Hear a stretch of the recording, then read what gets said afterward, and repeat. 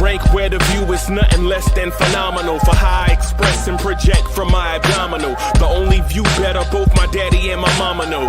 No living parents, my sons give me balance. My wife is my serenity, this mic is my identity. The world is foul enough, that's why I write without obscenities. Provoking danger with broken language and spoken anguish. Begging to get hurt, why would you ask to go through changes? Yes, Lord, life's a chessboard, master the angles. Control the tempo, be the one who holds the info. Acknowledge is just as deadly as machete swings. When spoken, the truth is as potent as that Medellin. While others swear the style is free, I just let it ring. Our time is undervalued, soldiers make us better kings. My fans on my shoulder, reaching after better things. Today I take the shot, for them I'd rather set the screen. My mama told me follow my dreams. My daddy told me get it by any means. Stand tall, make him bow to a king. But I've evolved, you can see the resolve. Look in my eyes when you speaking to God. Life and for those who we caught up in using what I was called with the muse. I guess they call it proving I'm more than an artist. Penciling out my darkest while stenciling out a harvest. And storing what gets me from A to B, just like garages. Instrumental with collages. Envision what I've been drawn. Broadway to give you rhythm like the great Lena on.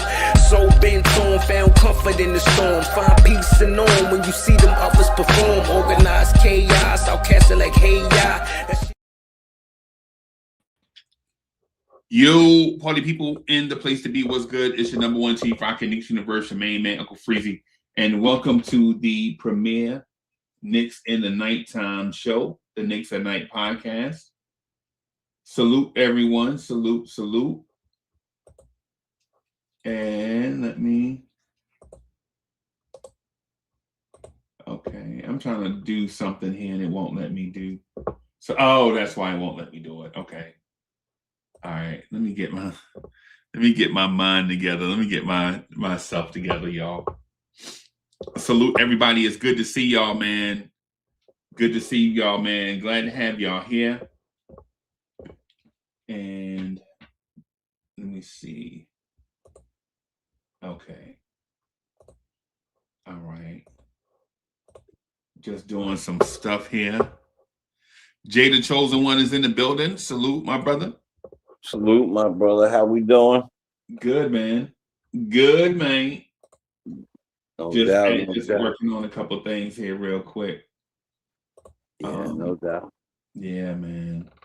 How'd your Met show last night go? Fantastic. I don't want humbly wonderful. Humbly wonderful. I hear you. I hear you. Yeah. Good. Thank you for asking, and thank you for all of it. Yeah, man. Hey, so we have a lot of stuff to talk about, man. Just really quick, man. It's the end of January. The NBA trade deadline is in about 11 or 12 days, depending on how you view things. There are a lot of things going on in on the NBA landscape, man. Doing a lot of research here, man, across a lot of different platforms and such, man. First, and let me say this too. Just want to say this to my people with inclement weather. All my people with inclement weather, man. Hey, man. Hey, y'all be safe. Take care of yourself. Eat. Take care of your physical health and your mental health. Because I know at times when that weather gets kind of offset a little bit, it can kind of put us in an uneven place where we kind of unbalanced, man. Just stay balanced, man. Hang it, just wait it out, and then the sun will come out tomorrow, man. Jay, what's good, bro? Sugar, man. I'm in that inclement weather. Oh, I'm glad you said it. I definitely checked on some people today. That's a big deal. What you said is a real deal. I slept a little bit more than I should have, and I wish I had a loaf of bread because I got a bunch of things to put on it, but I ain't got bread, and I can't get out. Right. And nobody's coming to deliver. Right? No. There is You no always more. go to the man. You don't bake No. your own bread, bro. I could. I don't have the That yeast is crucial, bro. right, but That yeast you know is what? that bread, I got bro. the yeast. I don't got the doughy part. The The flour. wait, I might no. I have flour. I don't have. Yeah, depending on it, you can make bread a few different ways, man. So Yeah, and I've been different looking. ingredients Weird that in you said the that. same I place. looked it up. Yeah, man. Yeah, man. How are you feeling, chat? How are y'all feeling about our Knicks? Jay, how you feeling about our Knicks, bro? How I'm feeling about our Knicks? I feel I'm optimistic in certain ways. I'm a little bit all over the place, and I'm trying to reel it into maybe two places, and then narrow it down to one. Okay. I'm optimistic because not like fanboy optimistic. Like I'm optimistic that for the most part we're not most part we're healthy, Right. and that's a good sign. That's one of the biggest things that hurt us in the past. The switching of the lineups, stuff like that. I'm optimistic. Okay. You know, I am in that. I do think there are things to fix, but I'm optimistic. Okay. I don't know if that answered the question. Yeah, no. That's it. It answers about how you feel. I asked you about how you felt, and you gave a great answer. So, I'm in a place where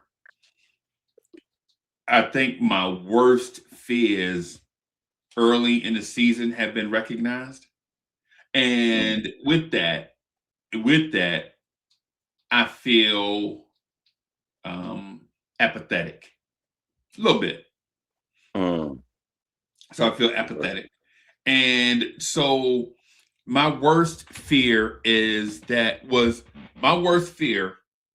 that a star-studded roster would have playoff hangover fatigue and would come into the season thinking about June and not thinking about October. And what reinforced that was fans saying, man, I'm not worried about October, man. I'm worried about June. Just get me to June. And when I heard that, I was like, oh, that's the worst case scenario. Chat, Right. yo, Danny Landis is in the building. Salute. Ralph, what's good? Ralph, hey, man. Yeah, man. Salute, y'all. But the worst case scenario for me was that a team that played deep into the playoffs, that saw superstars of their rivals go down for the year, would feel like they had an easy road and then feel like they could flip the switch. And then when you hear Knicks fans, and this is early in the season, not now, right? Not now because it doesn't apply now, but but in October, people say, man, I ain't worried about that, Uncle Freezy, man. I'm not worried about Mitch playing 18 minutes a game. Man, just get Mitch to to June healthy. Oh, Uncle Freezy, I ain't worried about such and such, man. Just get to June healthy. Wake me up in June. And then on top of that, I feel like a team that saw their two rivals, best players, go down for the year with injury. And the fact that they competed really hard with both of those two, beat one and could have, should have, would have beat the other, right? You couple all that stuff, the confidence, the anointing of, oh, this is the first time in 25 years they made the such and such and such and such and such. I felt like the team was in a mindset that they could just flip the switch, right? I felt like the team even now, I feel like they feel as if they can flip the switch instead of choking people out every time that they play.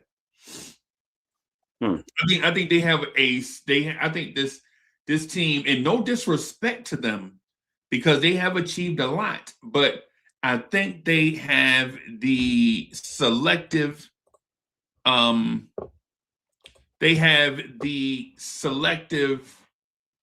finishing switch, right? Like they have the DDT in their bag and they only whip it out for certain opponents instead of using the DDT on every opponent, if that makes sense. Definitely. Just a summer jam, but not the Monday night. Right. You know, back in the days when we would wait for them. Right. Back in the days, it'd be like a Thursday night. We wait for them to come on, you know, Piper's Pit, the whole thing. I remember. And then we're not using it for every game. But we have it in the bag. If I'm breaking it down correctly. Right. Yeah. All right. That was my worst. That was my worst nightmare. Was all those things. And basically what it comes down to is, to sum it up in a few words, thinking the league is going to lay down for the Knicks.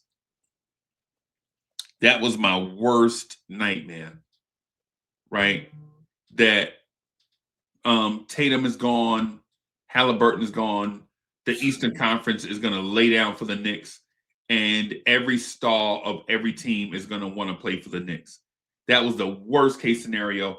And when those type things happen, you get that ego stroke. Mm-hmm. You get that ego stroke, and then once that ego gets to a certain place, like some of my favorite rappers that have come out in the early years. In the early years, they would bar up everybody, but as soon as they go from Grey Goose to Don Perignon 2015, it's over. Their bars change. Yep. From Murder Mace to Mace. Talking about. Y'all may not know what I'm talking about, but when you get out of that Chrysler 300 and you test that Mercedes-Benz GL 450, you know what I'm saying, with the speakers and the headrest, life is never the same. And that's why I felt like I didn't want the Knicks to be. And that's where I think we've slipped to. That's a hell of a breakdown. You can't even look at that 300 again once you get into the other one. You can't even look at it, let alone drive it. You can't even look at it.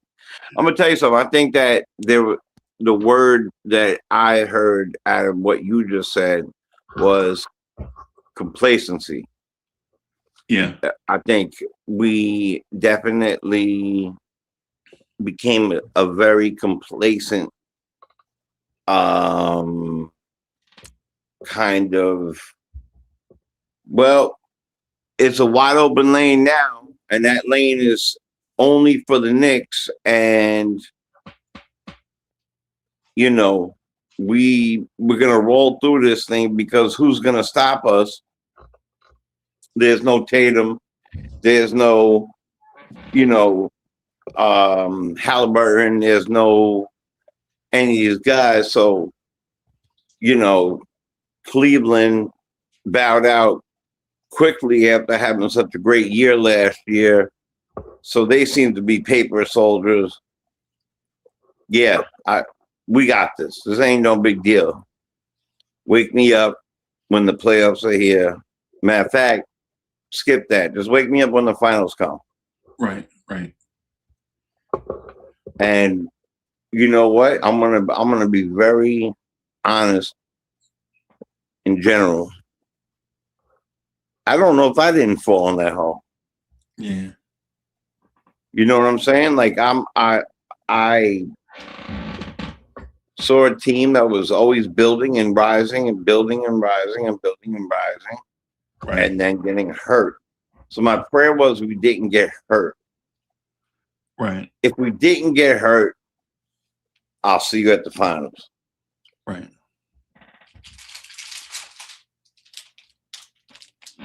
Okay. That was kind of at least the attitude towards it. Right. You know. Right. Right. Yeah. So. And I don't know if you're also suggesting. Are you suggesting that the fan base felt that way? Yeah. The Knicks felt that way? No, I'm not suggesting. I'm telling you, that's what people told me.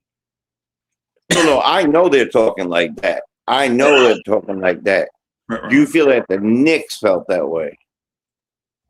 I feel like through their play, their sense of urgency goes up and down depending on the moment. Yeah. That's what I feel. Yeah. I feel that too. That's what I feel. I feel like the sense of urgency fluctuates based on the moment, and depending on how impactful the moment is in either direction, you'll see the side of that team, right? Like, say for instance, if there's an Emirates Cup on the line, you see the better version of the Knicks. The Emirates Cup was not the best version of the Knicks, but it was a better version of the Knicks, right? Which makes me hopeful that if this team makes the finals, they can win it and dominate, right? And then there are teams where, like these games where they're trap games, and then we lay down in the trap. Right. Yep. There are trap games where we lay down in the trap. Like there are games where Desmond Bain throws a ball at OG Anunoby, enticing him to lay down in the trap, right? Because the thing is everybody knows. So there's a thing like Orlando knows that the Knicks are better than them, right? And they don't have to admit it out loud. And I don't need a consensus from the crowd for me to know that. Orlando knows that because they look at the standings every day. Orlando knows that because, when we play them at times, when we play them, basically Orlando, it's like fighting your big brother. It's like you're in high school and your big brother that went off to the military or whatever, and your big brother come back from somewhere, and then you fight him in the backyard and you win, but you don't know that your big brother wasn't fighting 100%. He was just fighting like 30%. Right, you know what I'm saying?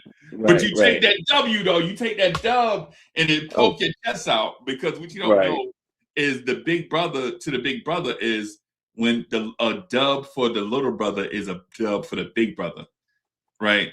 Of course, right. Yep. So, but the thing is, the thing is this.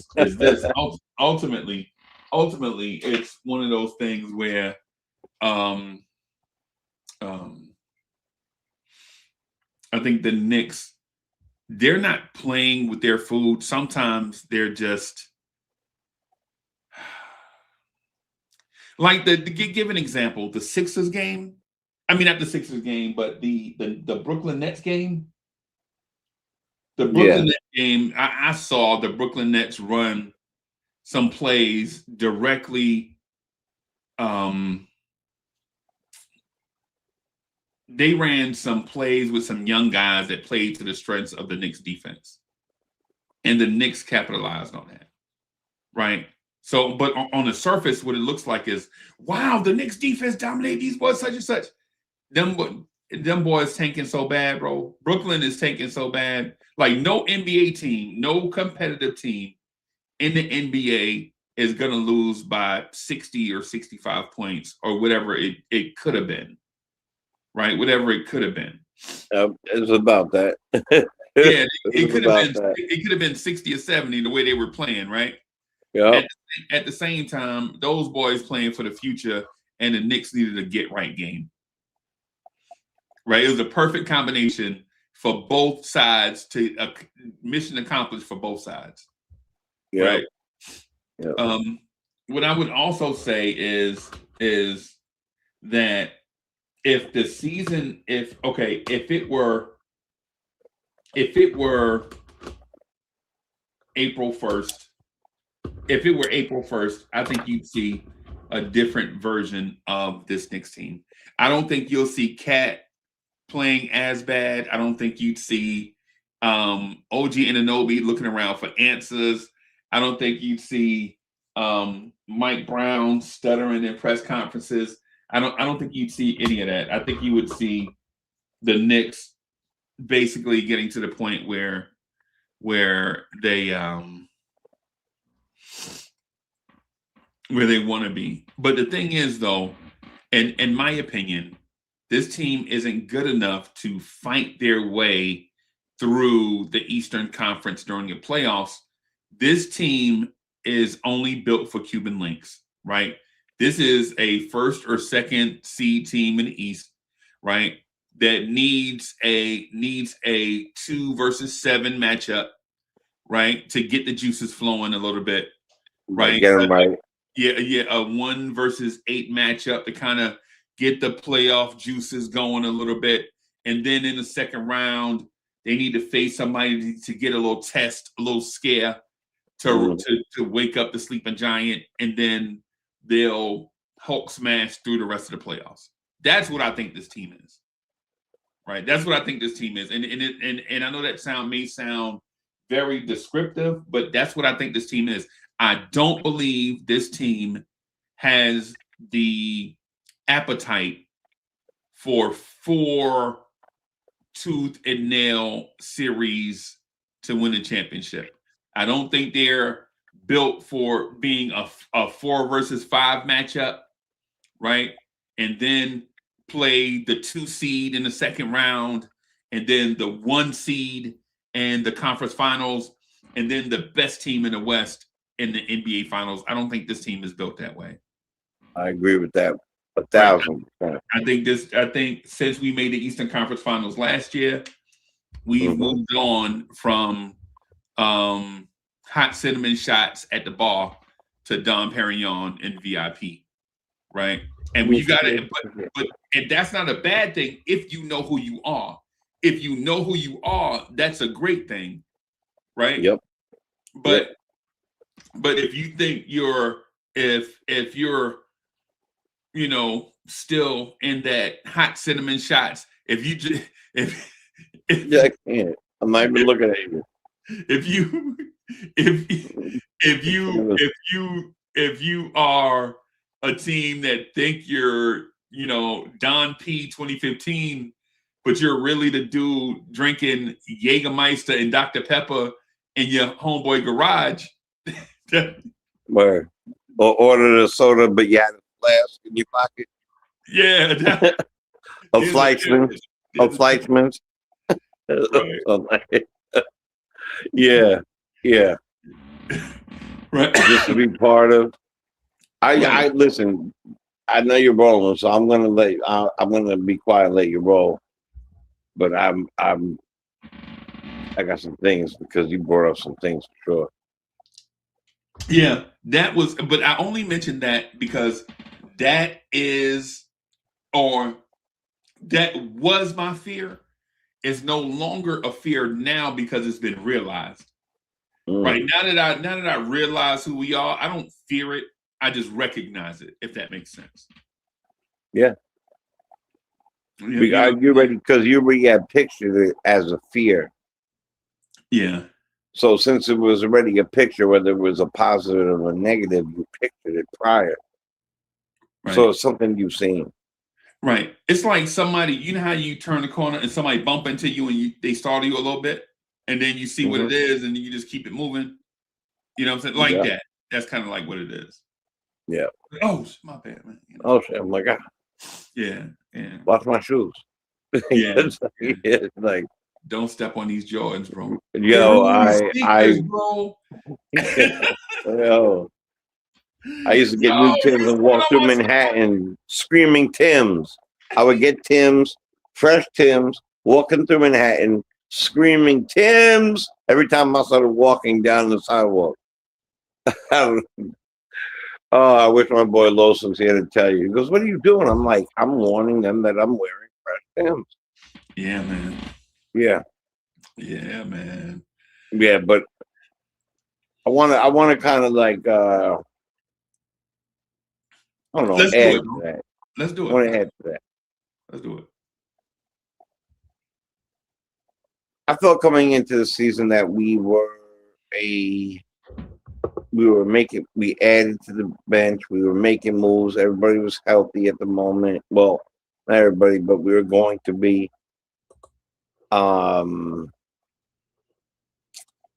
And I do feel like, in baseball where the pitcher will dominate the first two times the guy is up, but the third time the guy is up, he's seen the first two times. So now, not only is that pitcher worn down a little bit, but the batter knows his stuff. To me, I feel like we're doing that. We're doing that. We have shown our hand in a lot of ways, and because of that, other teams are taking advantage of it. Because it's not necessarily that we're a tired team. Why are we a tired team 40 games in? That's doesn't even sound right. Right.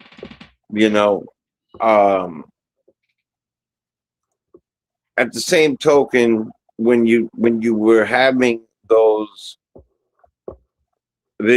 fears or visions or whatever it might be, like I was too, I didn't necessarily factor in the fact that the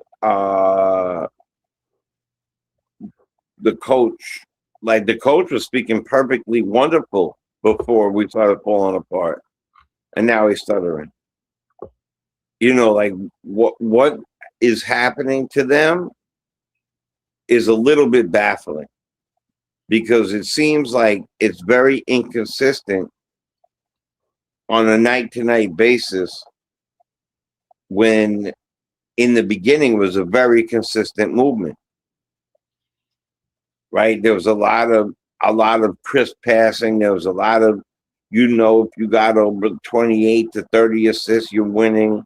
There was a lot of dominating the boards, good passing, and great, when Clarkson got going, good people coming off the bench. Right. Got good play out of Kolick. And all of a sudden, and I'm not blaming this on that, but like you said, if you had to win something that quote unquote meant something, we did. And then for a little while, I blamed it on the extended energy that we put out to do this thing. But everybody who was in it put out that energy. Right. And they're not having the same type of issues we're having. Our team looks like a team that is snowed in and doesn't have bread. So they look like a historic and legendary underground rapper from the city, is basically what you're saying. Yes. Yes. I'll go with it, bro. I'm with you. Yeah. And they salute our legends, bro. Yeah, no doubt about it. And some of them are very well known historically. Yeah. And some of them are just getting known. Use a great word, apathetic, before. There's a great underground rapper named Apathy that's just unbelievable. Right. So, look, I really think that there is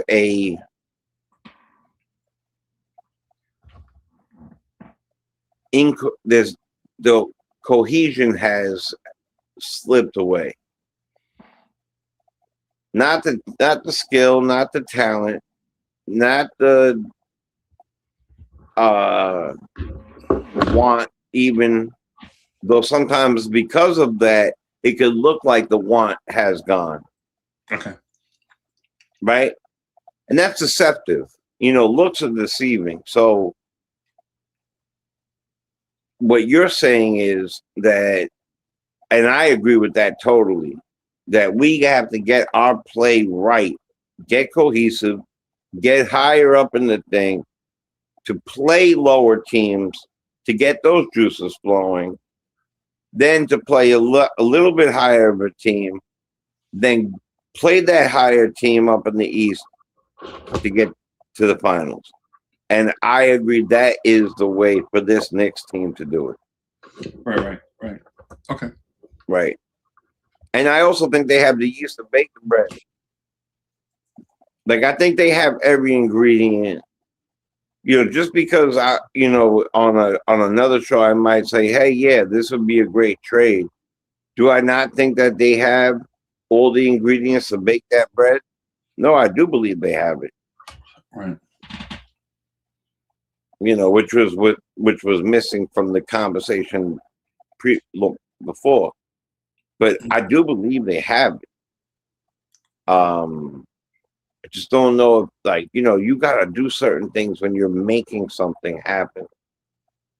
Whether it's cooking, whether it's playing a sport, whatever it is, they have to be in order. They have to be cohesive. They have to blend well in order to make the masterpiece that you set out to make. And right now, I feel that there is some disarray in that. Right. But we're on a winning streak. So, yeah. The old saying, winning. There's so many different names, but you could finish that in any way. But winning is like the cure all, right? So I think, to your point earlier about the playoffs, playing Brooklyn was like that 1 seed playing the 8 seed. Except in this case, it was more like the 1 seed playing junior high school, but it really was a necessary thing. And I agree with that 1,000%. Okay. Right? Because it showed them again who they were. Okay, I could dominate. Okay, I could pass. Okay, I could dunk over them. Okay, I could grab that rebound. Okay, I could do this. Okay. And the Sixers game showed them, okay, this is a different team than that last team that we dominated. And we need to make moves and switch people around and maybe put OG in center for a little while, and then maybe use this other guy for that. And let's check out how we mix it different. Let me taste the sauce. Okay, sauce is good. Okay, let's move around. Voila. Boom. Victory. Now, can we keep doing that? Right. And I think it's important we do, especially into that trading deadline, and then more importantly, to the break, where they'll be able to get themselves some, everything that they need. Right. Some cinnamon shots. Some cinnamon shots and Dr. Pepper. And Dr. Pepper. And leave the Don P alone and be an Adam Sandler instead of Robert De Niro for a little while, and dress down and wear your jeans and your hoodie and don't have to be fly, just go to the deli. Like, just, Be who you are. I'm not even going. I'm not even going. Man, that's wild.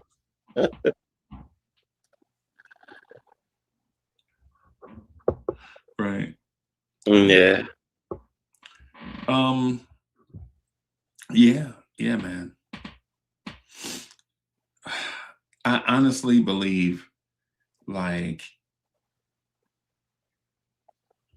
the combination of all the aforementioned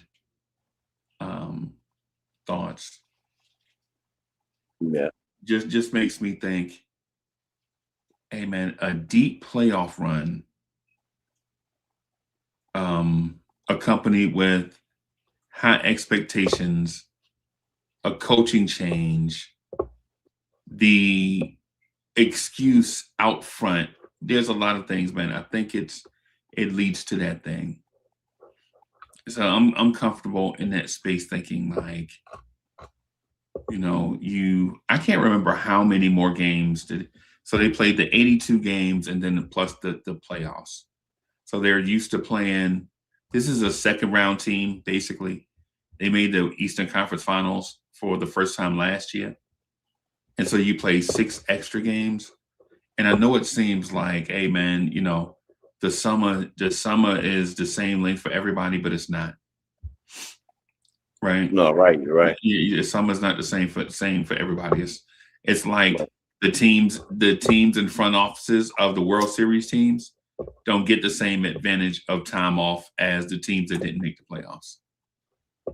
Exactly.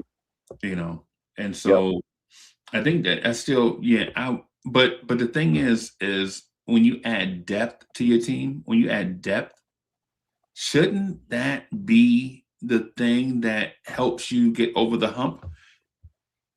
In a way, not to be honest with you, I felt like that was Mike Brown's opportunity to play a lot of the young guys to save the veteran legs, get these veterans incorporated into a thing. And then by this time, you'll see a clicking rotation. Who's going to play from night to night and things of that sort. Yeah.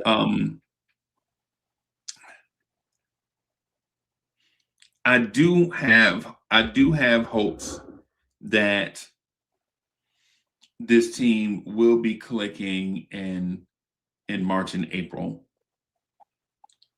But one of my recent fears, and listen, everybody, I'm not putting all of my fears out here to get to the sum of all fears. This is just a new thing on the radar, right? This is just a new thing on the radar. I don't want to believe there is infighting or fractures in the locker room. Clearly, there is some infighting and finger pointing in the locker room. Clearly, right? And you wouldn't expect to hear something like that from a class act like OG Anunoby or Mikal Bridges, but people that have that energy, they can't really outward energy, they can't help those moments. So they'll say weird stuff because it's the first thing that comes to their mind, and they just say it. Right. I could think of a few people like that, but I understand. Yeah. And so after hearing the Josh Hart stuff, I know Mitchell Robinson would never, ever. Mitchell Robinson is a class act, right? Mitchell Robinson is a class act. You would never hear Mitch in the media. Now on social media, yeah. On social media, Mitchell Robinson, who I love, I saw that dude grow up on social media. I saw him become a man on social media, right? But on social media at times, Mitch is perplexing in that some internal thought, some internal dialogue shouldn't be shared in a galactic platform, right? Like once you Definitely. like even right now, this show, I can't direct this show at a certain audience, right? Mm. I can't direct this show at a certain audience, right? This thing hits the airwaves and goes wherever it wants. It's the reason why so finicky at most of the times about the content that leaves here. Just want it to be dope because you never know who's gonna see it.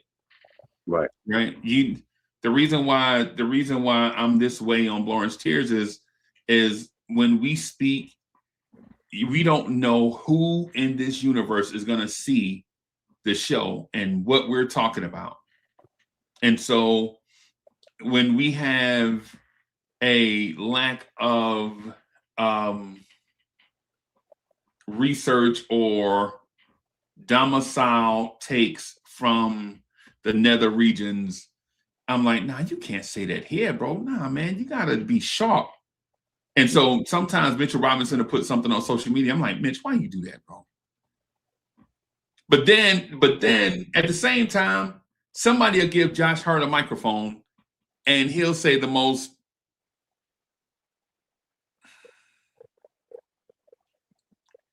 and sometimes I think Josh Hart is the ops. He's not, but he feel that way. Right. Josh Hart is the dude that cannot be a Cody under no circumstances. Like, he can't, bro. Josh Hart, bro. Yo, if me and Josh Hart steal some Slim Jims from the store, bro, I'm already buying. I'm already telling my girl put stuff on my commissary, right? Because he gonna snitch on accident, right? Without even knowing. What you mean, man? We hungry out here, Josh. Really? That's the way you think, Josh? Come on, man. Like, oh Lord, I was just borrowing it. I was just borrowing it. Yeah. Like, come on, bro. You can't do that, dog. Yeah. Yo, you can't do that, Josh. Like, Josh, you can't do that. Like, if we take like the bag of peppermints from the store, bro, you can't be like, officer, the girls want our breath smelling fresh. What you want us to do? No, Josh. No, Josh. If you steal the mints in front of you can't open them right in front of the store. Right, come on, Josh. That's that. You can't right, even you turn the corner, bro. Right, you didn't even go around the corner yet, bro. Where you going? Oh my gosh, bro. Oh man, that's funny, bro. Yeah, that's my so my thing is, I know there are some senses and some sensibilities that are out of whack due to performance expectations and goals, right? This team wants to be at a certain place, but they know they can't go pedal to the metal all season. You got to save some gas, bro. You don't want to get to the playoffs and be out of gas, right? At the same time, you have to know how to drive, right? You got to know how to drive, right? You can't just like you going downhill. You don't have to put your foot on the gas going downhill, right? Right. Science is going to take you downhill anyway. Right.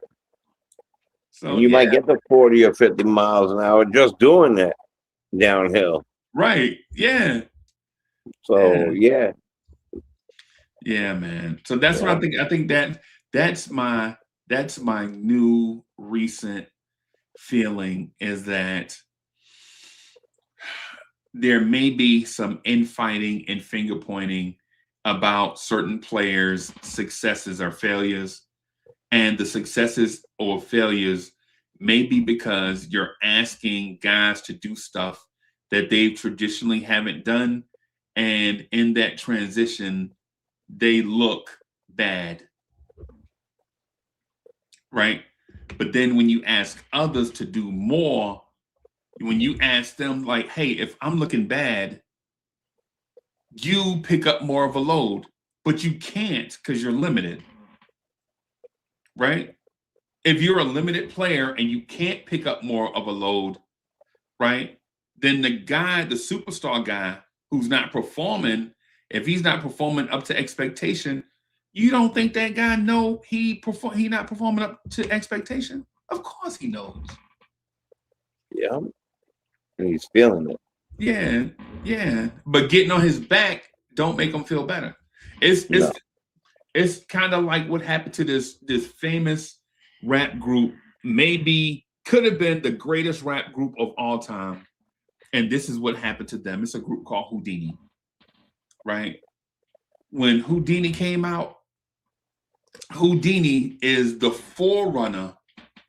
Houdini is the forerunner of all the Camp Lows, right? The Wale's, right? Everybody that spoke sophisticated stuff about their everyday life. And I'm not talking about just a child was born with no state of mind, blind to the ways of mankind. Not that, because that's sophisticated. That might be the greatest verse of all time, right? Melly Mel, who I don't know if I like Melly Mel or not, right? I know I love that verse.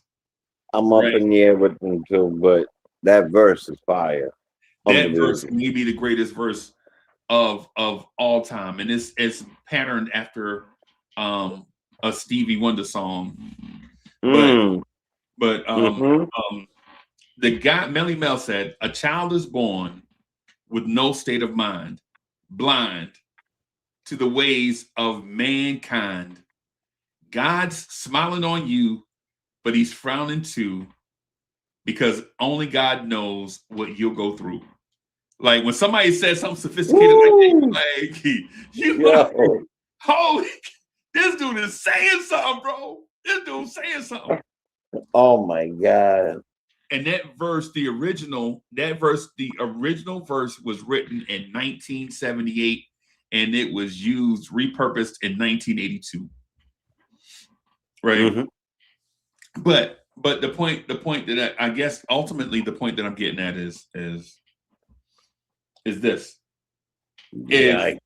If you're limited in what you can do and you have an unwillingness to do other stuff, right?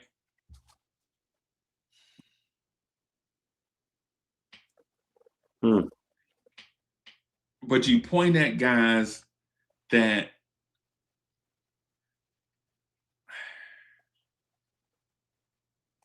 I guess the point that I'm getting at is the pot can't call the kettle black, because all of them get burnt. All y'all burnt. Right? If you the pot, you can't call the kettle black. All y'all been on fire. You know what I'm saying? Like what are we talking about? Right? Exactly. Like Bridges, you can't complain about Cat's defense when offensively you're a detriment to the team at times. In big matchups, we know we're getting a negative offensive game from Mikal Bridges. But we know his defense is going to be there and his effort is going to be there. But we know most times his shot's not going to fall against elevated opponents. Right? Yep. If you're Josh Hart, you can't really point the finger at anybody because you're a bad defender hiding under the guise of being a great rebounder. Right? Because if Josh was a starter, if Josh as a starter was just basically our point of attack defender and would allow Bridges and OG to defend on the wing, a lot of the issues that we have would not exist.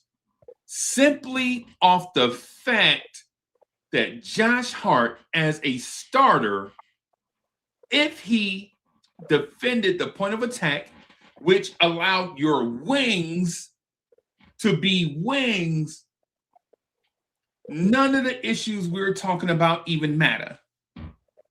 Right? You know you have Cat, you know you have Brunson. We know both of them are bad defenders, right? But hiding secretly in the bushes is Josh Hart, who's a bad defender. He's undisciplined. And no one can tell us any different. We've done the deep dive, we looked at the analytics, and we watched the games. When Atlanta was up 5 on us earlier in the season, and Josh Hart turned his head to look at the ball, and their guy just went to the rim and dunked. Yep. You staring at Cat you looking at Cat like you blaming Cat because you turned your head and looked at the ball. The dude saw you ball watching and went by you, and he dunked. And now you're looking at Cat like, and Cat's like,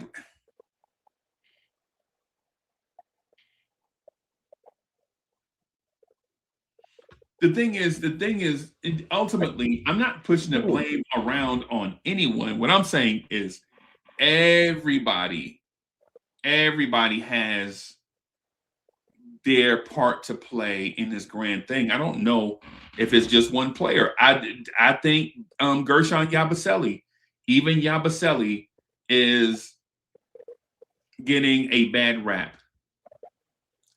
Because Yabusele is a out of shape small forward, right? He's an out of shape wing player that's being asked to play center on certain units. And Yabusele is not a center. He's not. Philly fans wanted him out of town bad last year because he started at center and he's not a center. He's not. Yabusele is not and here with the Knicks, he's playing 4-5, right? Some 4, some 5. And his game is designed to be a jumbo 3, a strong jumbo 3. That's what he is. He's not that. He's being asked to play minutes alongside another big and then in lineups where he's the primary big. And he's not that. Right. But if he were in a role where he could just be that, a jumbo 3, you'd see something different. You could see his post play. You could see his jump shot. You could see him take guys off the dribble. But at whatever it is his weight is at, he's not explosive at all. And so do you put him on a perimeter? He's too slow to be on a perimeter. He's not quick enough to be on a perimeter. Right? He's got to be around the rim. But what do you do? Do you keep playing him? The front office brought him in for a reason. Right.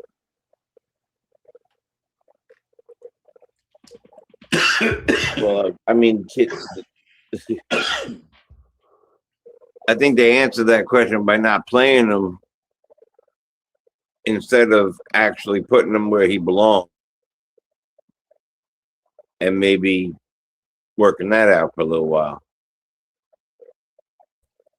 Yeah, I agree 100% that the blame is all around. I vividly see that game in my head right now with the way Hart handled it, staring at Cat after he turned his head. Yep, scapegoating. Yeah, scapegoating. It's also called blame shifting. Yeah, blame shifting too. Yep, that's a great. I learned that in a corporate setting about 10 years ago. Yeah, yeah. When I do the drug and alcohol counseling, we talk a lot about that. You know, like, all right, you're doing this, but you're blaming them, but you're doing it.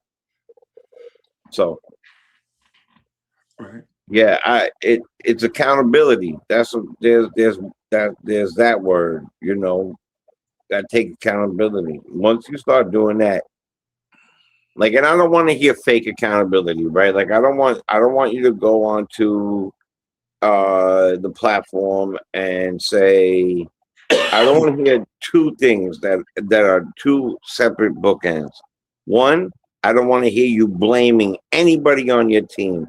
That is the worst thing that we learned that from from being a child is that you don't put your stuff on Broadway. Right. Yeah. You don't hang your dirty laundry out to dry, and you don't, right, if it's dirty, and you don't put it on Main Street.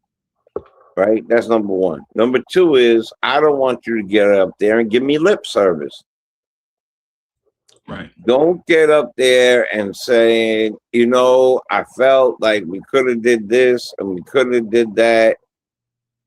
And so I'm gonna stay with the first one. Putting dirty laundry and putting your stuff in Broadway like that, automatically, Yabusele is not just not performing because he came in camp overweight. Once he came into camp overweight, and this is just an assumption put together, okay? You come in there, it's embarrassing that you're overweight. You go as hard as you can to do your craft, which is basketball. You start to fail at it. People are pointing at you, blaming you.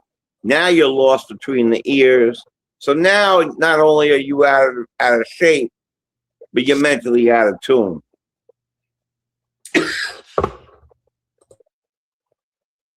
And as that happens, people are, now we lost one person, he's off. They're not using certain people like Bacom Dadier, or they're not trying out the kids early on. And we have to figure out, do we use the double big work? And then as the season goes on, we start to see this this new coach that looked like, there isn't anybody here, and we cannot lie about it, that didn't say at one point in the beginning of the season, Mike Brown looked good. This looks good. We're winning. We're one game out. He sounds good on the podium. What he's doing is good. Now Mike Brown sucks. The whole world. I blame Mike Brown does this, he does not doing that, he ain't got nothing written up, he pulls out the wrong person, moving around the wrong direction. And part of it is that he changed a lot of the ways he was operating. Part of it is the fact he doesn't get off the bench and do enough. But part of it is the players' fault. Don't forget that. And then you have Brunson, who you want the ball in his hand at the last second. You want the ball in his hand most of the time. But if you're not learning, what's the definition of insanity? Doing the same thing over and over and over again, expecting a different result. If you're not figuring out that trap,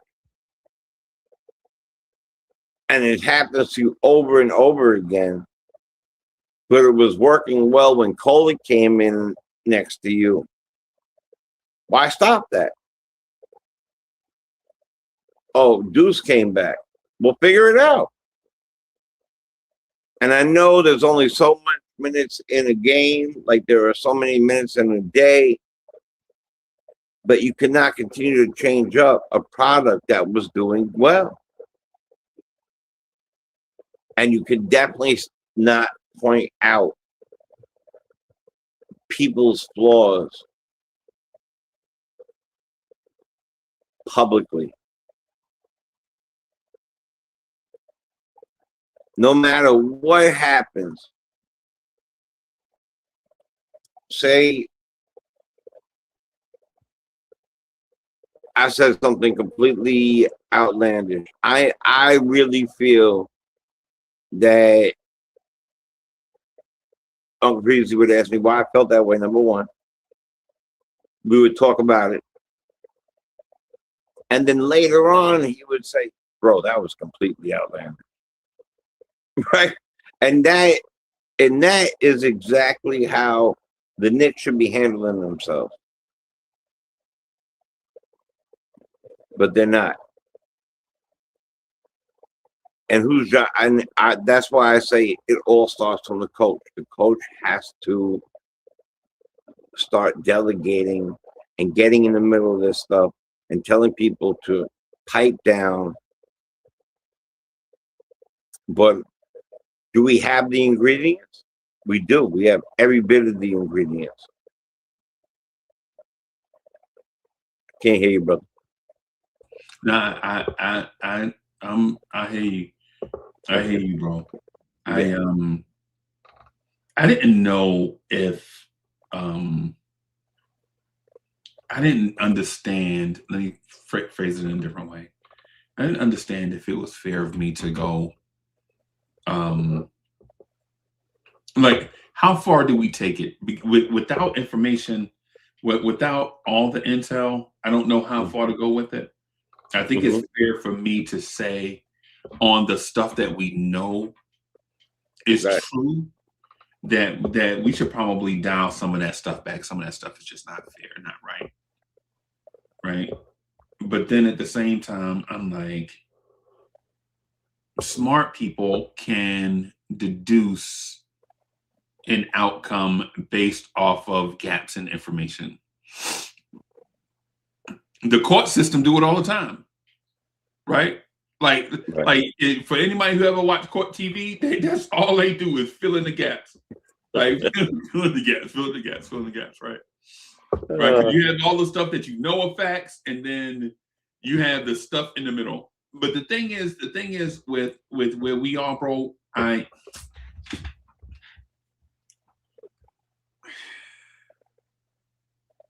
there clearly is a Mike Brown or a Cat versus the team issue. There clearly is a Cat versus the fans issue, right? I think Knicks fans won't appreciate Cat until he's gone. I know that's not fair. Right, that's not fair. It's not fair to me, a Cat fan, a Knicks fan, a fan of the front office. It's not fair to me that every time I move, someone is saying how much they hate Cat. Yeah. Like in real life, if when people say that to me, I'm like, grow the fuck up, be a damn adult. That's what I say in real life. But then in this virtual setting we're in, where people can say like however they feel anytime they want to, I'm like, bro, just, and you can't really ask like people to be patient with in a setting, because people have been patient forever. Even I feel like my championship bus is double parked. Right? I'm ready to go. Like legit, I'm double parked with the blinkers on. Like, don't ask me to be patient for nothing. Like when it comes to the championship, right? We got to get this thing. That's how I feel, right? And I know that's irrational, and I understand that others feel the same way, maybe from a different perspective. Right. Or maybe from a different perspective. Sounds about right. Yeah, unique, personal. Yeah. That's fine. Yeah. I think I'm still in this place though. I'm starting to think, if these guys feel like they can't win with a certain player, I'm starting to move towards that thing of maybe you need to move on from that player. And I know that's not fair. Life ain't fair. but you just there it is. Yeah, life not being fair is true. So go ahead, bro. Yeah, let me talk to you about this though. Some things that I keep hearing. Yeah. Some things I keep hearing around Knicks universe, and I wanted to pick a show in order to talk about it. And since we're here rocking, why not do it? Why not have us do it, right? Okay.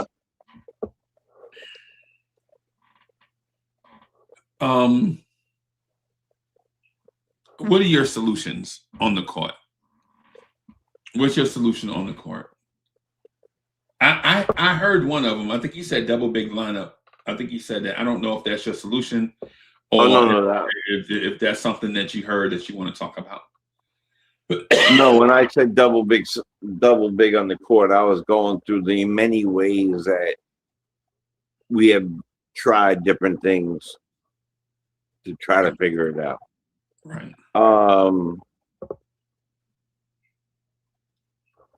Well, my main question before the solution is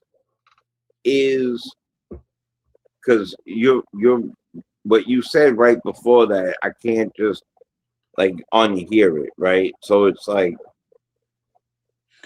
if somebody has been already outed, but they're here, and maybe we should come off of them because at this point the cohesiveness is man, long day has I got you. yeah, has left the building because of it. Then I'm in the irrational double park bus with you. Okay. And like it sounds really, really weird to me that we and I'm guilty 100% of being angry at Cat with his defense and his ticky-tack fouls and lack of defense, pardon me, and ticky-tack fouls. But at the same token, this was a man that came into New York unexpectedly, went to the All-Star game, averaged 25, is right now the leader in the NBA of rebounds. Right. I mean, how bad can he be with all those accolades? And there's many more. I'm saying maybe the best big man shooter we've seen. But if he's already on the outside of the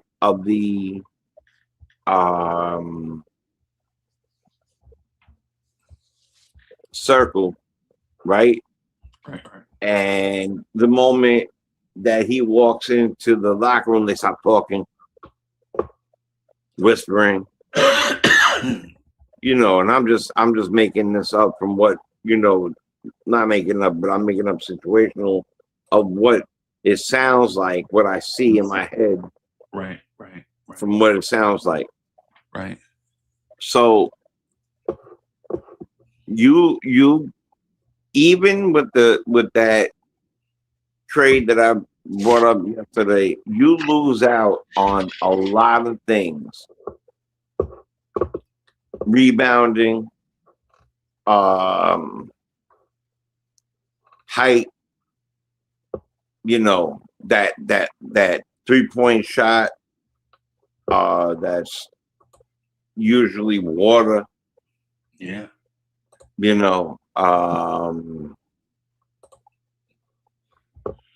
But it's not so.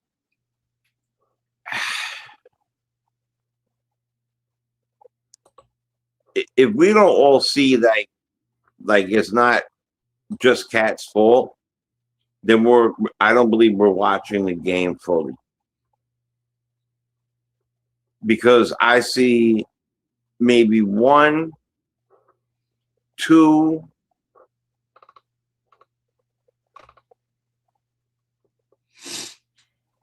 three players going out there every night doing the same thing that they do on a night-to-night basis. Okay. Shamit, Deuce,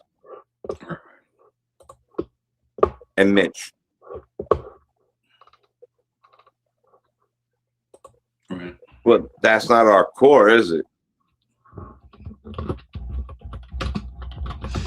So I think at this point, the solution to this thing is that we have to make a move, or somebody has to change the temperature in the room. They have to. Okay. And that move might not be Cat. Because you're right. We might miss him when he's gone. We might miss that 60-foot three that he can pull up from anywhere guy. Right. Those 18 quiet rebounds. Right. You know, you don't just get that out of thin air, man. You don't get that out of thin air. You don't get that out of thin air. You know. And then, like, when are we gonna finally hold Wings and Things,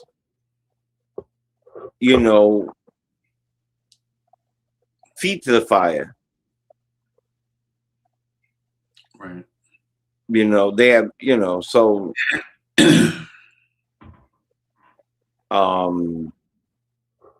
what does it say? Team should make another ECF until 20. Yeah, go ahead with your thought, bro. You got it. You got it with you.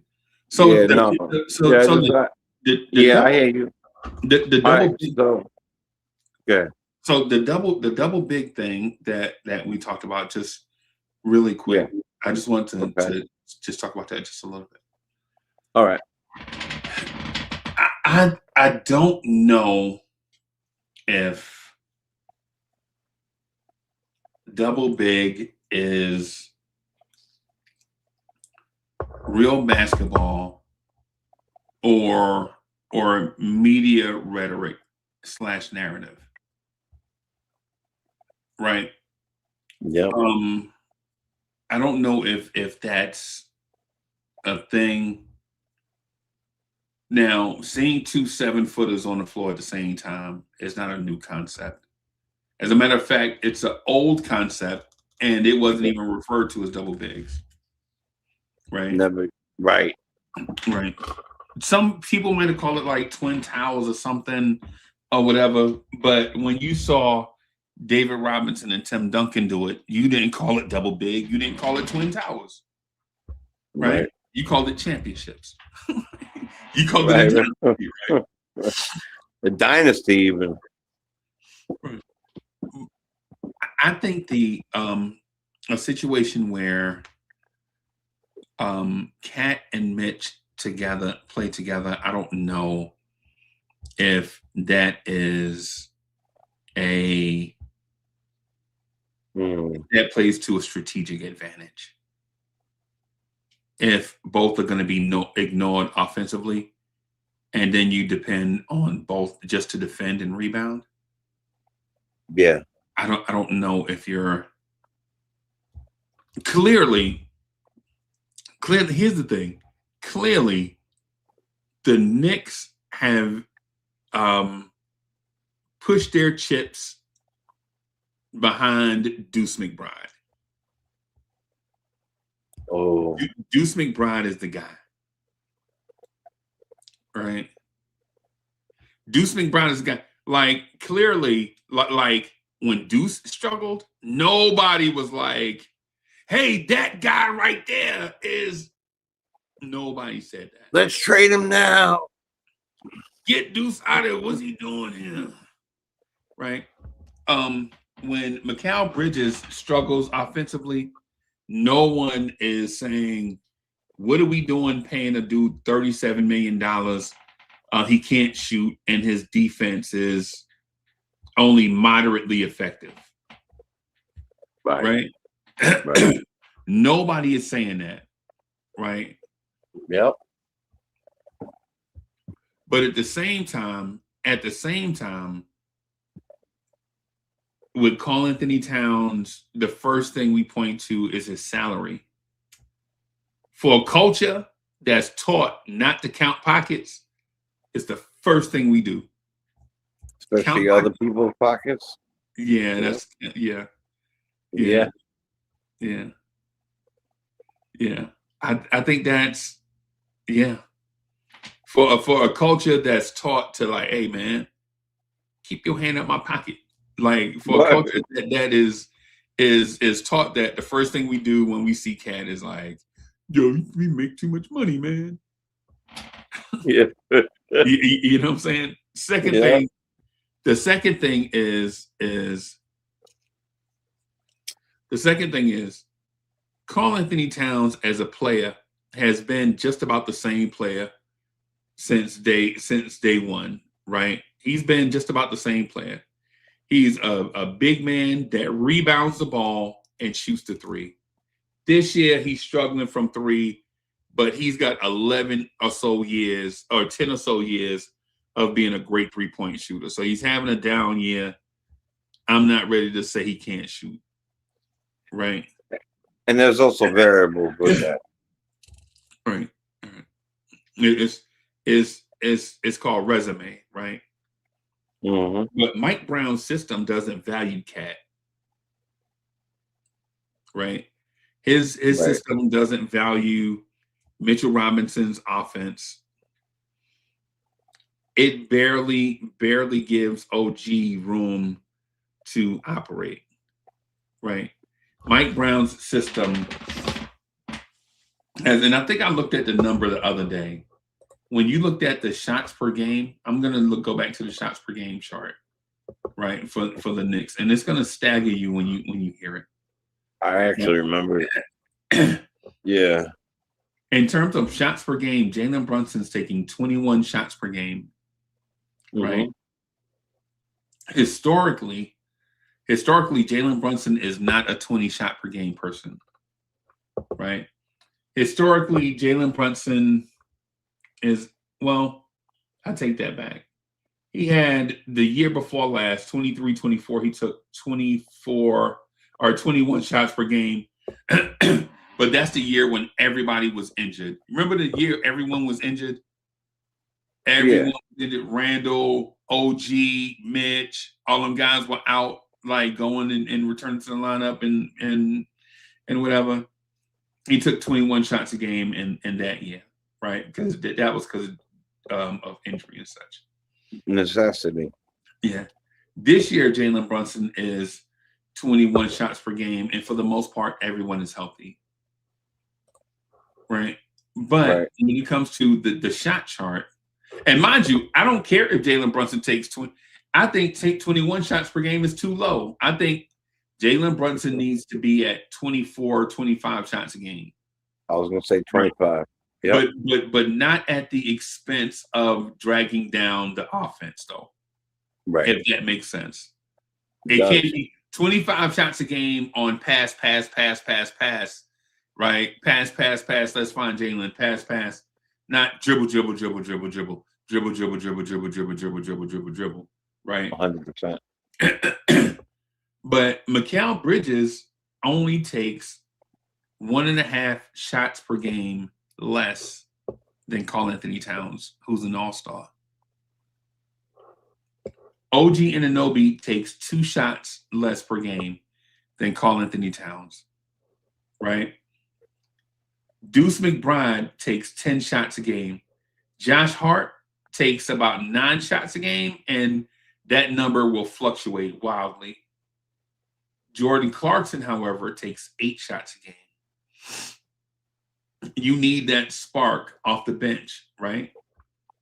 Landry Shamet takes about 6 shots a game, and so on and so forth. The Knicks take about 91 shots a game, right? Mm-hmm. To me, basketball is simple, right? Basketball is simple. It's like when my baby asked me for a car. I was like, hey man, this question is simple, but there are complex and complicated answers. Right? Like, listen, man, I don't want to go get out of my bed to come pick you up from work 12:30 at night from McDonald's because you working late. I don't want to do that. So you having a car is perfect for me. This is years ago when everybody was young. Man, hey, Jay, a long time ago, everybody was young, bro. I ain't even gonna lie. It was the style back then. It was the style back then. Back in the day, boy, you be young, you be bopping. All your clothes was super fresh and crispy. Right. You know what I'm saying? You know what I'm saying? Your man's had a wall full of Timbs, a wall full of Jordans. You know what I'm saying? Wasting money on shoes and you know, like, man. Back in the day, everybody had a nickname or whatever in the streets. They're like everybody was somebody. This is what I tell young people now. Y'all are old. And y'all generation, when back in the day we were young, but we was fresh, bro. Like we was fresh. With at least 2, maybe 3 different names. Right. Depending on what part of town you on. Yeah. And depending on if you around your grandma or not. Because your grandma right. Grandma's there. First name. Right, first name and maybe middle. Right. Yeah, right. 100%. Around certain fellas, you're this. Around certain women, you're this. Around certain things, you're this. Yeah, of course. Right. Man, I got a whole half an attic and closet of my fresh young years. That's why when I come out and I'm wearing the sweatshirt or I'm wearing another sweatshirt, what I tell you, I'm too lazy to go back there. But it wasn't just that. It was the fact that I felt too old. Right? I'm like, damn, that was my crispy era, you know, like right. That's my go out of the house era. Right. In the house, I want to wear sweats. Leave me alone. In the house, bro. Yeah. Yeah. Yeah. In the house is strip club and dollar bills. No, right. So and when I'm out, I'm listening to Woo. When I'm in the house, man, I got like Mozart on, and I'm laying down with the damn recliner, and I just left alone. Right. Yeah. So yeah, man. So it's like, I guess what I'm saying is we don't value, because the thing is, if we want Cat to feel a part of this thing that we're doing, it's easy, right? Getting the big man points is easy. It's the easiest part of the game. But if you have a philosophy that's counter, your big man is going to be left out. Right. That's just a part of it. As soon as you say, and I know it's popular to disagree with whoever the host is. Like I used to listen to Howard Stern sometimes, and I used to just jump on the opposite side of what he was saying just because it was him, right? Or I used to jump on the opposite side of Don Imus just because it was him, Mad Dog, because it was him, right? Yeah. You know Francesa because it was him. Yeah, right. Yeah. Right. But the thing is Mike Brown's philosophy is run up and down the floor in transition, get up as many threes as possible. Now, the human element of it, the science behind it is this. Generally, a team that runs like that looks more like UNLV, Larry Johnson, Stacey Augmon, Anderson Hunt, Greg Anthony, and all of them fellas. Like when your power forward is 6'6" and your center is about 6'8". You running up and down the floor, you playing with speed and all that stuff. In the NBA, when you do that, you're not going to necessarily have 7-footers, especially 2 or 3 of them, that's going to be running up and down the floor all night. Right? If you ever played on it, like listen, when you played sports in high school, when you played basketball in high school, when we were running sprints, you know who the last guys to always finish? The center. Your biggest guys always finish last. Yep. They always finished last. And it's not because they're lazy, it's because they have more mass to use to move. Mm-hmm. You know what I'm saying? They have more mass to move, right? And so when we say stuff like, hey man, we want to get up and down the floor, we want to run, we want to pick up the pace, we want to do blah, blah, blah, blah, blah, blah, blah. Bro, when you're 205 pounds and you turn to a guy that's 260 and is like, yo, stop being lazy, man. Come on. Right. It automatically make me think you don't even value this guy. You don't even value what he does. Right? The reason why Mikal Bridges don't have to go into the paint and grab boards or drive to the rim is because Cat does it for him. Right? Can y'all imagine Mikal Bridges going to the rim, grabbing rebound? Can anybody imagine that? No, you can't. No. Because he's got somebody doing it for him, but they don't value that. Right? Can you Not yet. Yeah, can you imagine Josh Hart being a threat from the 3-point line? No, you can't. Because there's other guy that does it for him. Right? Can you imagine a guy that takes gravity in the half court? Like, no, you can't. Because, bro, these guys get to be buzzards because the lion made the kill on the savannah. Right? Right. These guys get to be hyenas on the boards because a lion made the fresh kill. A cat made the fresh kill, right? But we don't value that. And for Mike Brown, I would say, man, I think I value Mike Brown a lot as an intellect, but I don't like the way that this situation is being managed as a fan. As a fan, how do you have the guy? I think is Cat leading the league in rebounding? Yes. How do you have?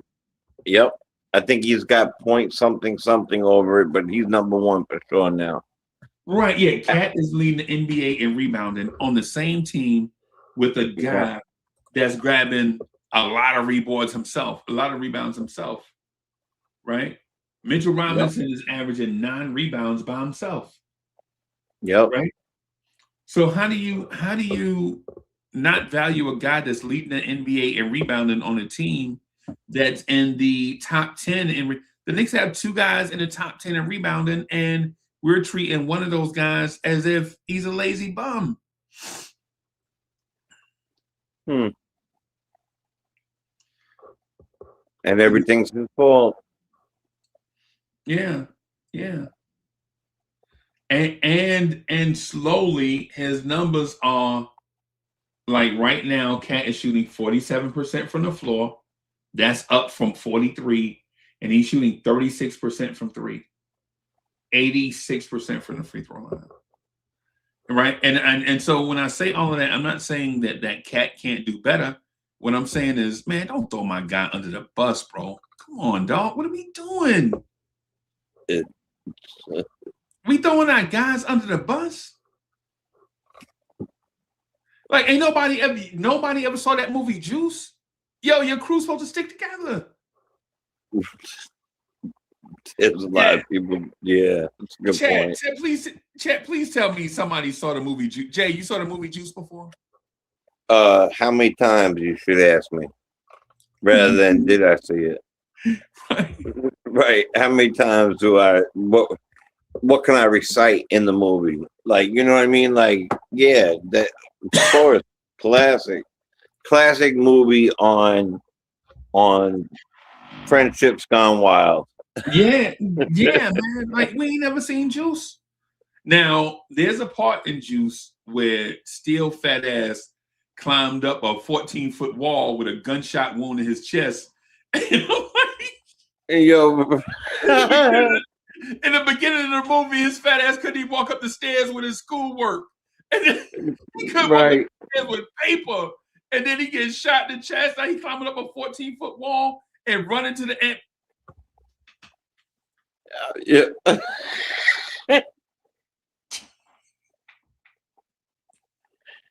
Shout out to Steel. That's all I'm gonna say.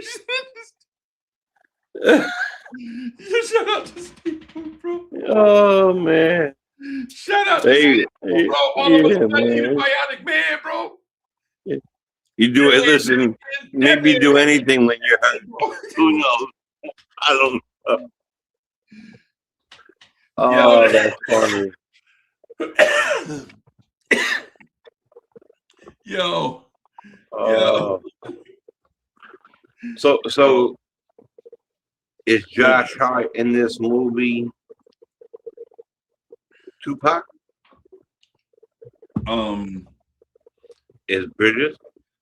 Who is I think the Tupac in this movie is Jalen Brunson. I think Josh is the DJ. Yeah, I think because you notice Bishop ain't never wound out and did nothing crazy until the end. To the end, he lost it, and then you got the chase scene and all that stuff.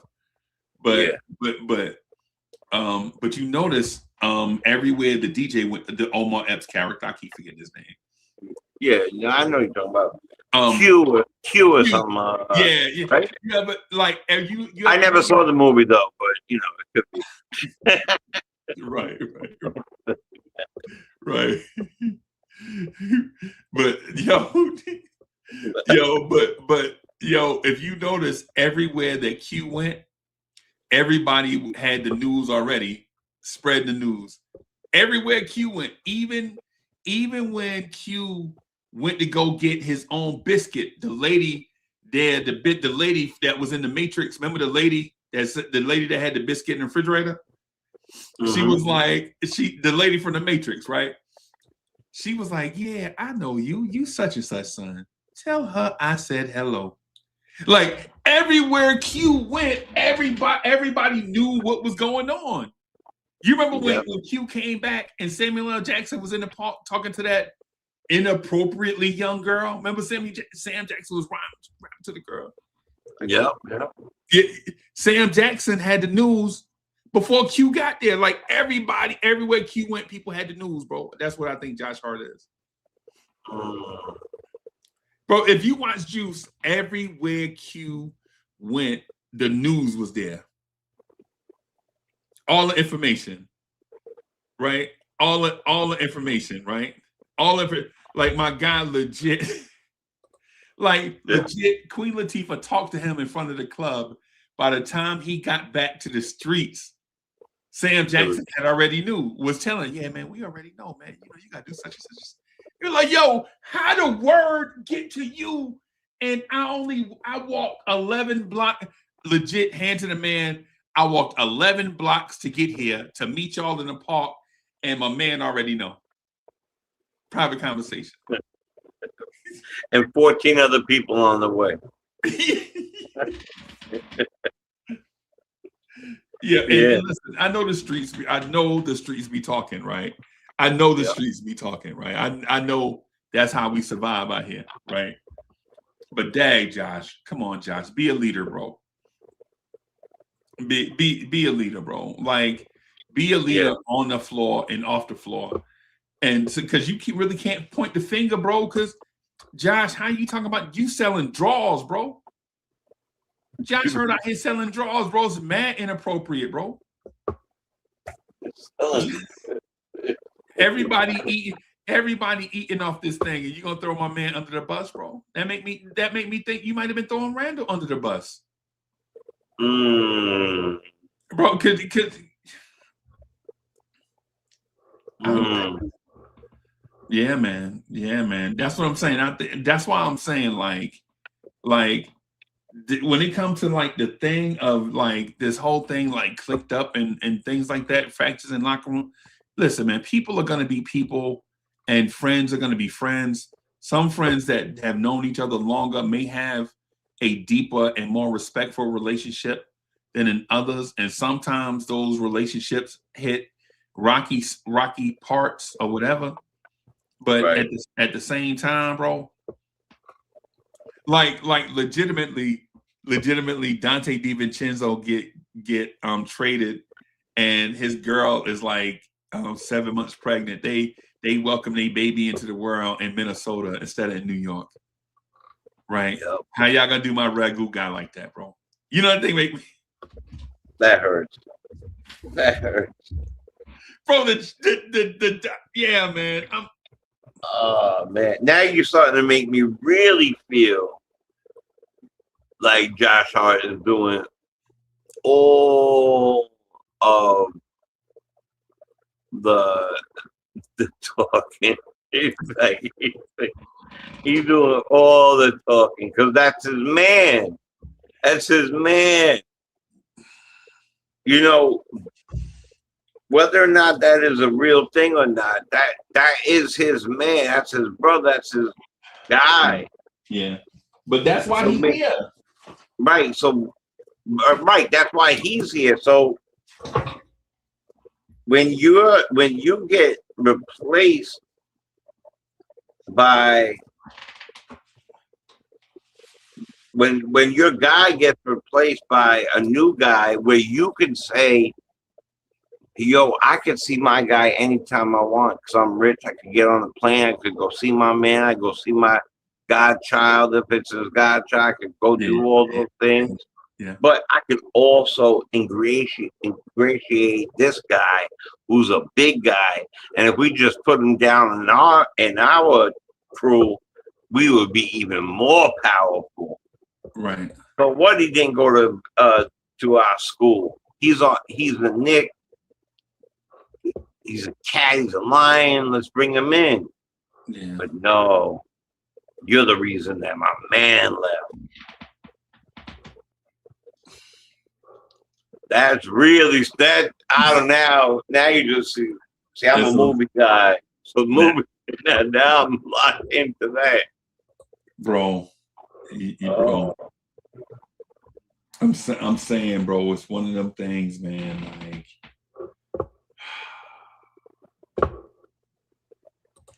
all I'm really getting at is if there is a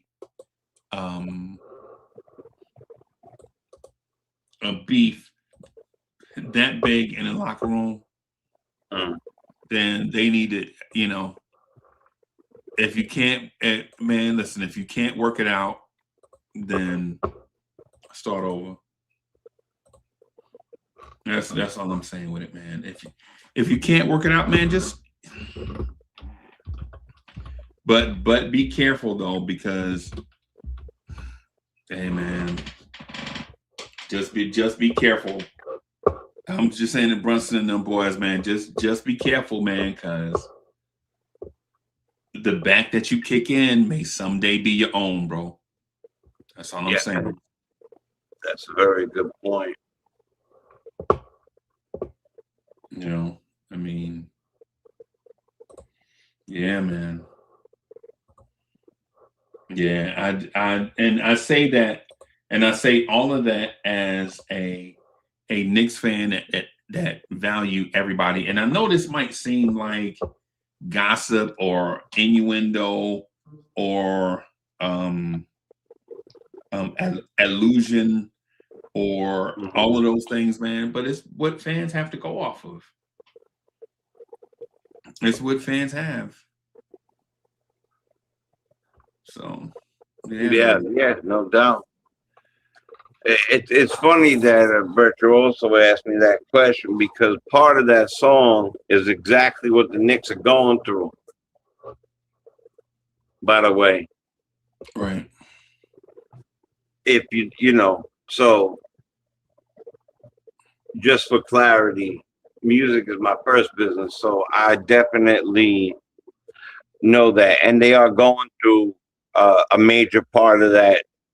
If man, I'm still stuck on the heart,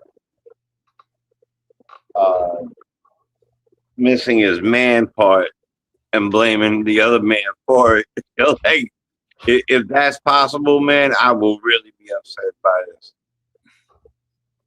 Because you can see, man, anytime it's different that if it was your girl that left or whatever, but like, Lord, bro. Yeah, man. you know. Because right now we are standing on shaky ground, too close to the edge. Let's see if I know the ledge. Let's see, know the ledge. Yeah, man. How about that? Yeah, and man. I think that's we're kind of there. We are kind of right. That's kind of like where we are. Everybody in the world is pointing at each other. Look, I don't like where we are. I think in life you blame like back in Juice. There was no leader. There were friends. Right. But there were certain positions that each one took. Would you agree? Yeah. Like Raheem was like a little like the older brother a little bit, but he wasn't no leader. He was like a feather in the wind, bro. He Right, exactly. More where like Q would be the guy who would be more of a leader. Right. And even Pac to a point where they had the strength of leadership. But Q was scary. You can't be Right. a leader and be scary at the same time. Yeah. Remember, Q was terrified of Radamez, bro. Remember Radamez crew? Mm-hmm. Man, yeah. Yeah. I get it. I had to go in the back for a little while. I'm not quite sure I could do this. Yeah. Yeah, man. That's crazy good analogy. Yeah, man. Yeah, I'll think about that for the whole night. It's the reason why that's the reason why he the #1 chief rocker, bro. You know, you link these things, bro. But one of the things, just real quick, I wanted to say about Cat before you get into your, I know you about to get in your bag. I just want to say this real quick. One of the things though is if you know who Cat is, and he's been this thing his entire career, and you bring him here and you try to make him something different, whose fault is that? And then not to give the person grace in order to try to become something different while maintaining their own identity, right? Because if I'm Cat, I'm like, yo, I'm a Hall of Famer, bro. You a bus driver. Like, right. I'm like, if I'm Cat, I'm like, bro, I'm a Hall of Famer. And Josh Hart, you here because your man's is here. Right. That's the way the game has got to be played, bro. When you're a bishop, you can't move like a pawn, bro. That's just what it is. That's just what it is.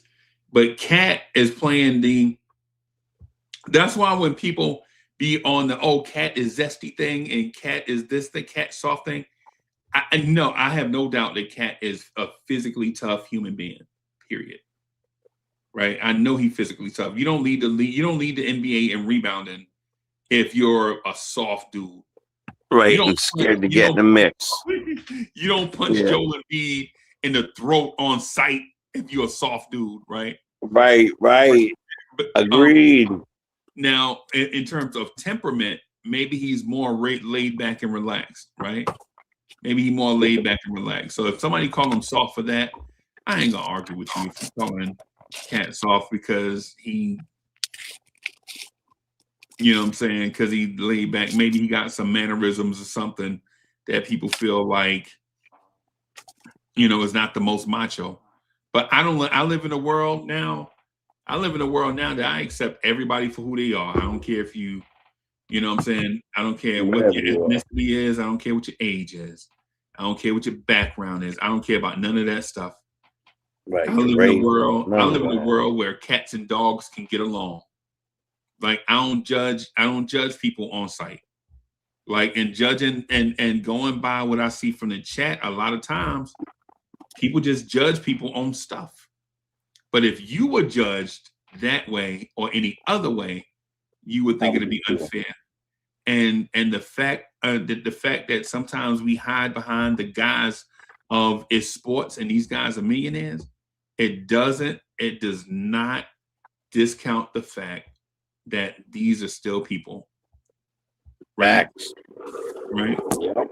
It does not discount that fact. Right.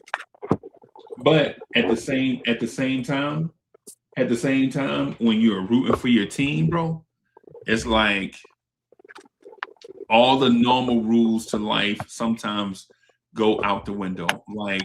Like certain morality stuff. Like people tell me all the time, man, I don't want my sports and politics mixed together, man. I need a relief from such and such. Yeah, I listen, I understand that too. Right. What I don't though, what I don't understand though, and what I can't really have tolerance for is like the bullying aspect of it. Because like if you say your point, that's cool. Like if you have a point, you say your point, and I'm like, okay. You wish Cat was tougher, or you wish Jalen Brunson played more hard-nosed defense. You wish Josh Hart was a point of attack defender.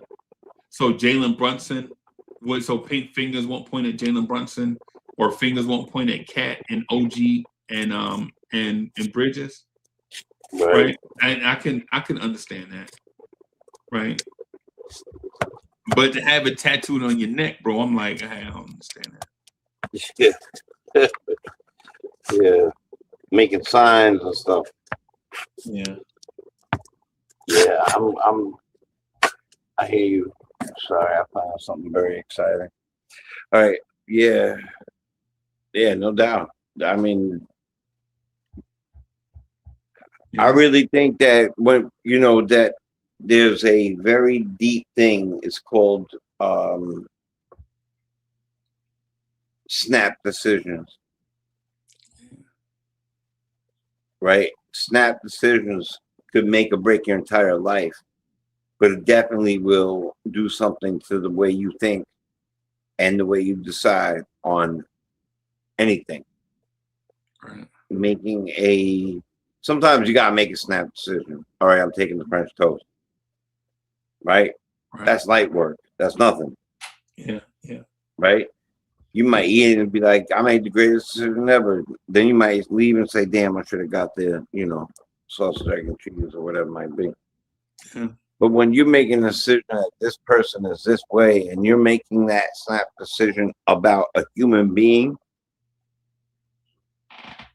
and you're gonna have, because what happens now in the next 10 games, Cat wins all of them for us. The same people, like, should there be a rule that the same people who are booing him and telling him to get the hell out of the city and he's the problem and all that? Right. Should they be allowed to clap and stand and say, that's my guy? Now, I'm not the clap keeper, right? And that, I don't know, that didn't sound so great, but thank God I'm not the clap keeper. But I'll say this, you gotta take things like the fact that this man is the leader in the entire NBA in rebound, and add it to the soft conversation. And it doesn't equate. I don't wear skinny jeans, but I'm also where you are in life. Go ahead, wear your skinny jeans. Go ahead, do what you like. You're not bothering me. You're not knocking on the door. You're not offering me a pair of them. You're not doing a damn thing like that. You're not saying, bro, what are you doing? Not wearing skinny jeans, whatever. Right. You're just doing you. And that's what life should be. This guy came here on fire. At the time, I think he himself was shocked more than anybody in the entire world. Right. And when I say shocked, maybe there was rumblings, maybe he heard it, maybe he did it, whatever. But the fact that he came here and let's not forget, Minnesota had just came off of being tied for first place, going to the Western Conference Finals, I believe. Right. So it's not like he came from Brooklyn.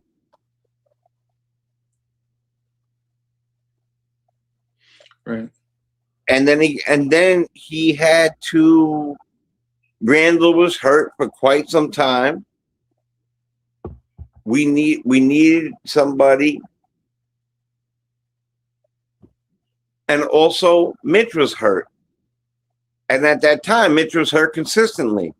We needed a big guy who could rebound, who could have offense in his bag.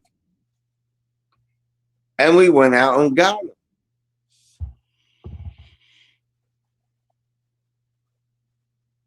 I'm going to tell you right here, I wasn't thrilled over the top.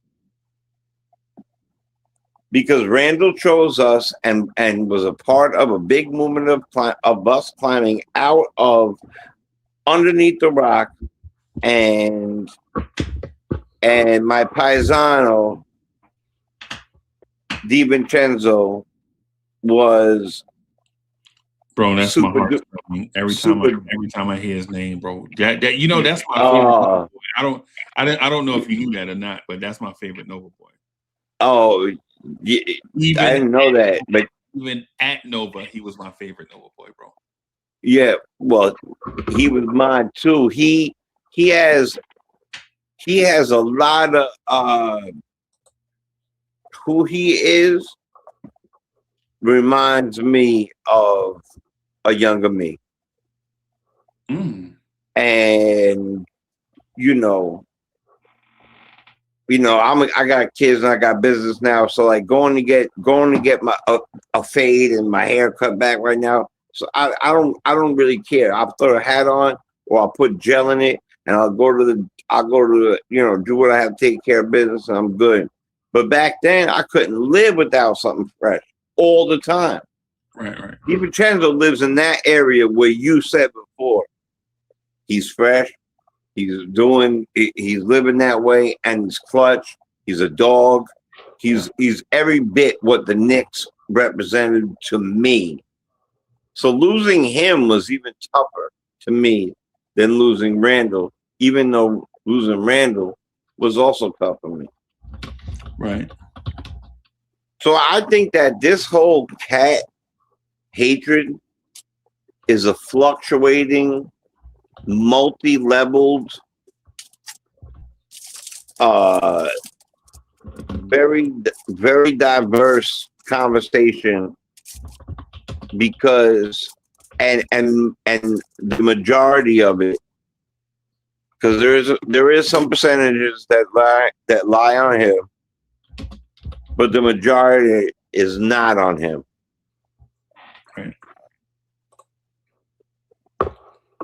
Right. If that makes sense. So I'm, the more I think about it,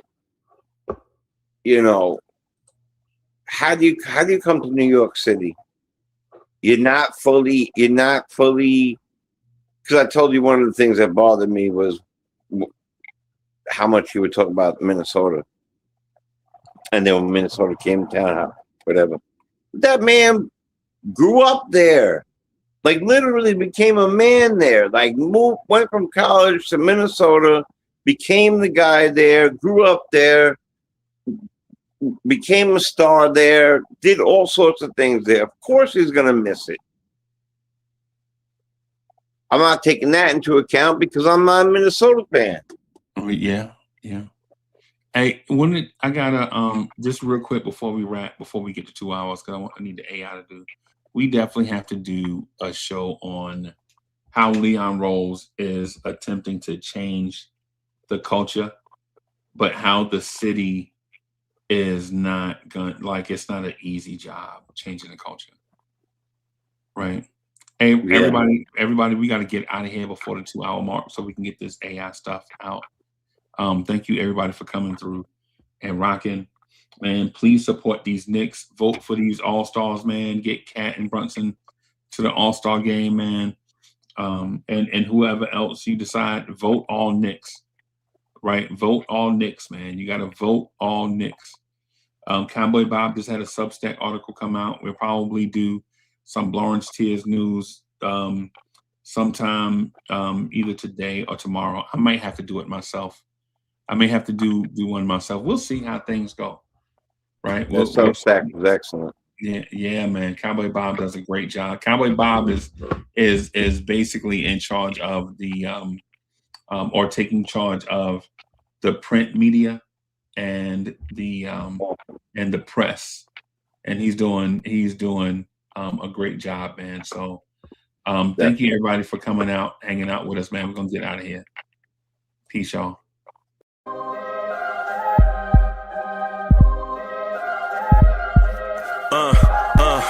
I rank where the view is nothing less than phenomenal. For how I express and project from my abdominal. The only view better, both my daddy and my mama know. No living.